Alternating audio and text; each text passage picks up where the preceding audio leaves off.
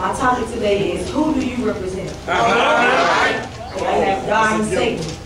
Now, if you say and emphasis on saying you represent God, you must have the fruits of the Spirit. Now, some people might not know what they are, so we want to go over them. Galatians 5:26. The fruits of the Spirit are love, joy, peace, long-suffering, gentleness, goodness, faith, meekness, and temperance. These traits are the traits of the believers who are sold out for Jesus Christ. Who are not ashamed to spread the full gospel of Jesus Christ, no matter who's looking. You can't serve and represent God half-heartedly. It has to be sincere. You can't say love and hate. Because God says, how can you say you love me who you've never seen me? And hate your brother and sister who you see. Now, if you do that, you have some traits of Satan. Come on, he has some fruits too. Yeah, you do. Fornication, idolatry, witchcraft, hatred, and so on. You should separate yourself from any so-called friend who say they're your friends because they do not have your best interest at all. Sometimes you have to separate just to work on yourself. Because before you go out to minister to somebody else, you gotta make sure you right in your ministry. God won't send you out to minister to somebody before your time. You can't just say go over there because you want to do it. You got to follow the way of God.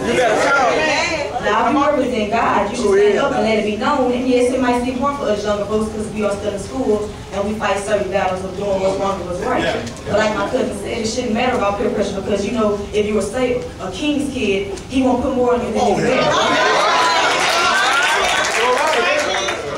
Young ladies, it puts a positive light on you when you represent God. Because it shows you don't stand up for anything, like you keep yourself clean, you know, you just have a positive light. Now if you represent Satan, you know you go out and do anything, and it just represents you the wrong way when you do certain things. And you should never let anyone, I mean anyone, talk you out of your love for Jesus. Satan has a mouthpiece too. And he can talk you out of your love for Jesus. Like I said, your mental mind has to be strong. Because Satan can send some of your best friends over there to talk you out of doing what's right. And yes, you're going to get some dirty looks for standing up for Christ because you got to get some dirty looks. You got to be prepared for that because they're not going to want to hang around you because they feel like if you're doing right, they don't want to hang around you because they got to justify why they're doing wrong and they don't want to do it. You're supposed to be a light unto the ones that are lost.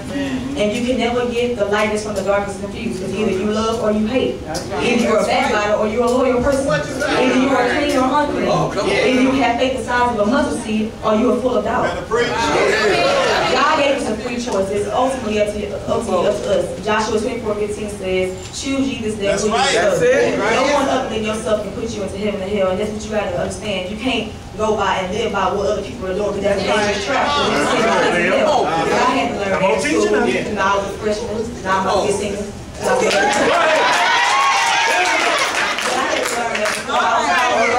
What everybody else was doing. It was like I was living a double life. I was coming to church and singing and all that. You know, trying to do things in front of my family, in front of my church family. But when I got to school, they was like, is that Kiara? Because it was like I was two opposite people. But I had to understand that as I'm growing more mature that you got to be one person. That one person is to serve the Lord.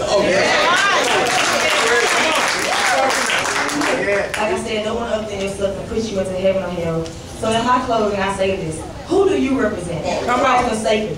It's up to you. But as for me, I will continue to represent Jesus Christ.